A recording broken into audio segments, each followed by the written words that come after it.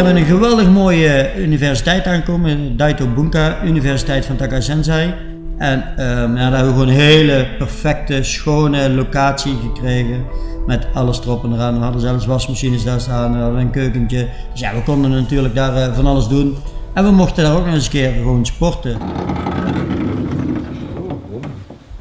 Als je gaat kijken, hè, we zijn naar judo gegaan, dat bij de eerste les dat de judoka's heel voorzichtig zijn. Ik heb bij de eerste les sommige gehandicapte judoka's nog van de mat afgelaten, omdat ik gewoon niet wist hoe deze studenten waren. Ik ken Takahashi wel en ik weet dat hij normaal altijd heel zorgzaam is. Maar omdat er elke keer weer een nieuwe lichting sporters komen, is maar de vraag, hoe is dit niveau? Hè? Gaan ze rustig om of niet? Want je hoort zo vaak dat de sporters in Japan komen, dat ze gewoon kapot gegooid worden en een judopakje ophangen en nooit meer gaan judoën. En dat is niet de intentie van onze reis.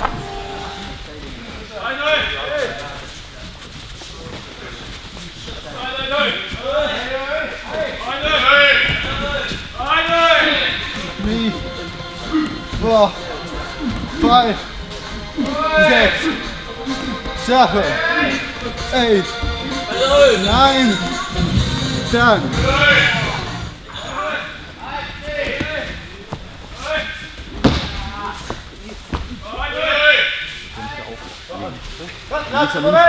This chance has a big meaningful, very valuable. So because human experience is very important for human. So because of human, if a human doesn't experience, they can't understand. Indeed, but now, so Netherlands teams come to Japan. Netherlands teams influenced by us. So I thought, this is my opinion. This time, so small step, but so in future become a more big steps. I believe, and I expect so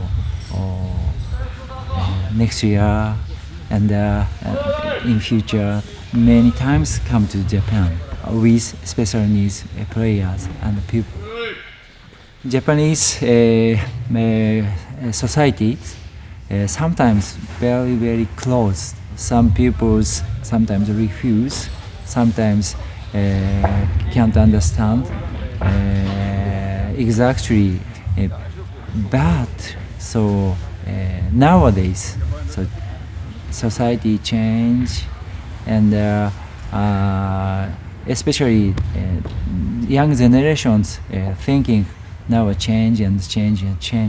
So from now, so Japanese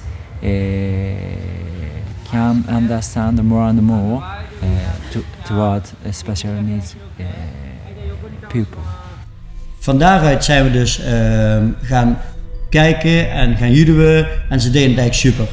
De enige vraag die ze hadden, zouden we misschien een rode band om kunnen doen voor de judoka's, zodat hun wisten, oké, daar moeten we wat rustiger aan doen en met die anderen kunnen we gewoon wat harder doen, want dat zijn de valide judoka's. Nou, als je dat gaat kijken, die combinatie, dat we samen weer op de mat kunnen, samen weer kunnen leren. Mijn judoka's, valide judoka's, kunnen weer van de Japanners wel leren en de Japanners kunnen weer wat van de G-judo leren. Nou, als je dat gaat kijken, een geweldige combinatie. I think no difference. So because of special needs judoka and the usual judoka can understand judo's principle. So purpose vector is same. So no difference. Your teachers, of course, teach me. Mr. Rudy's teach me. So for special needs people, important points, make the step.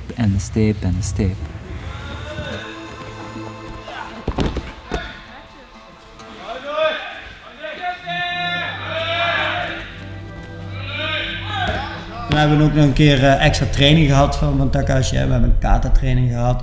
Nou, dat was voor sommige judoka's, voor ons, de meeste was het voor de eerste keer dat ze dat überhaupt gingen doen.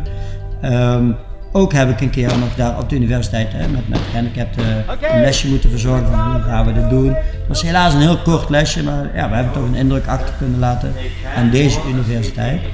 Nou, we hebben een geweldige, een dikke week hebben we daar getraind, elke dag. We hebben zelf nog wat bootcamp ertussendoor gedaan.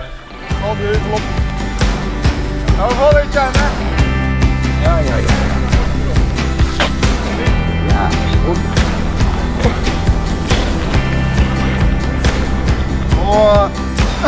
4, 3, 2.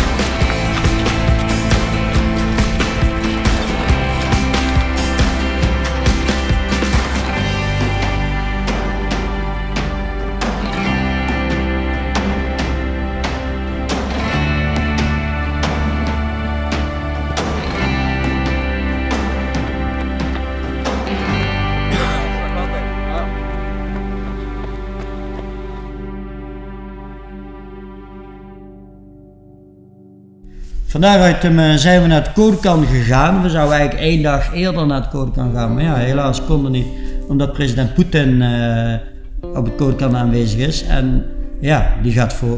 Ik snap niet waarom, want de gehandicapten zijn veel belangrijker dan Poetin als het ware. Maar in ieder geval, die ging voor en wij snappen dat natuurlijk wel, daar gaat niet over uit. We zijn dus een dagje later aangekomen en van daaruit hebben wij 's maandags zijn wij naar de training gegaan. Het stukje was voor ons dan, wat gaat er nu gebeuren?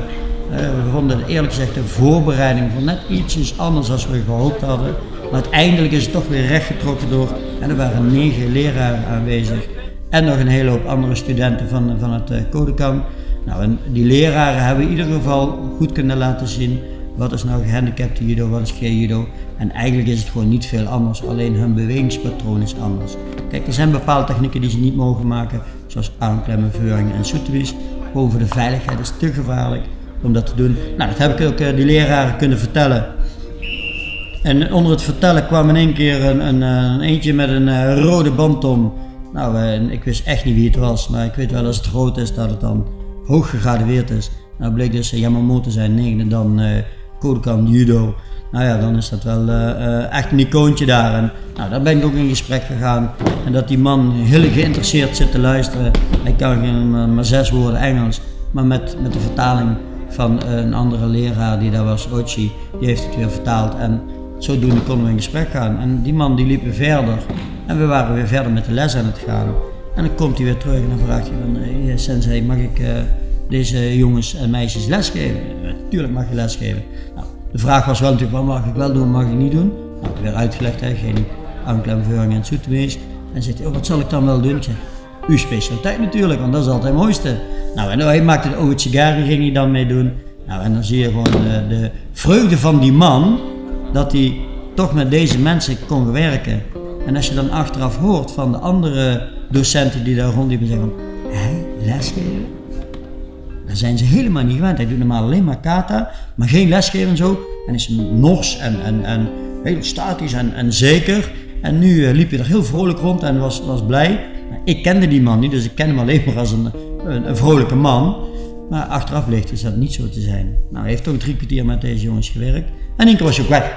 Van de mat af en weg. En dan was hij nergens meer te vinden. De volgende dag gingen we weer de mat op.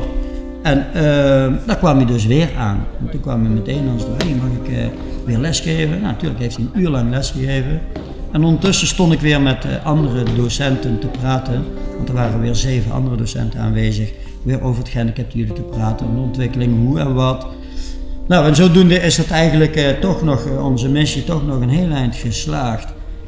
We hebben ook nog bespreking gehad, dus tussendoor een vergadering gehad met het internationaal departement. Nou, en dan hebben we daar een paar iconen zitten die wat te vertellen hebben over het internationaal judo bij het Kodokan. En ik heb gevraagd van de eerstvolgende keer, misschien is het wel heel interessant om als jullie een meeting hebben met alle docenten, laat me overkomen en dan kom ik eventjes praten over het gehandicapte judo. Want het blijkt dus dat docenten in Japan, als iets wat ze niet weten, dan gaan ze er ook niet aan beginnen. En daarom is het een beetje terughoudend. Dus we moeten de ogen gaan openen bij deze leraren om daarmee te kunnen gaan werken. En na zo'n seminar zouden ze bijvoorbeeld kunnen zeggen, ik heb interesse in om meer te leren, meer te weten over het gehandicapte judo. Dan zouden we bijvoorbeeld weer een keer terug kunnen gaan en wat een seminar kunnen gaan geven aan deze mensen. Vanuit het Kodokan daar zijn we 5 dagen geweest. Vanuit het Kodokan zijn we naar Asakusa gegaan. Dat is gewoon de oude stad van Tokio. Nou ja, daar zitten we in eigenlijk een heel simpel hostel, maar keigezellig. Daar zijn we al een paar jaar geweest. En vanuit daar kun je namelijk gewoon in de oude stad kijken. Als je iets op televisie ziet, dan zie je altijd de oude tempels van Asakusa. Want dat is het je van het daar in Japan. Nou ja, en dan zitten we daar gewoon middenin. Dus dan hebben we echt gewoon vrij gehad. Sightseeing, cultuur snuiven, souvenirtjes kopen op die plek.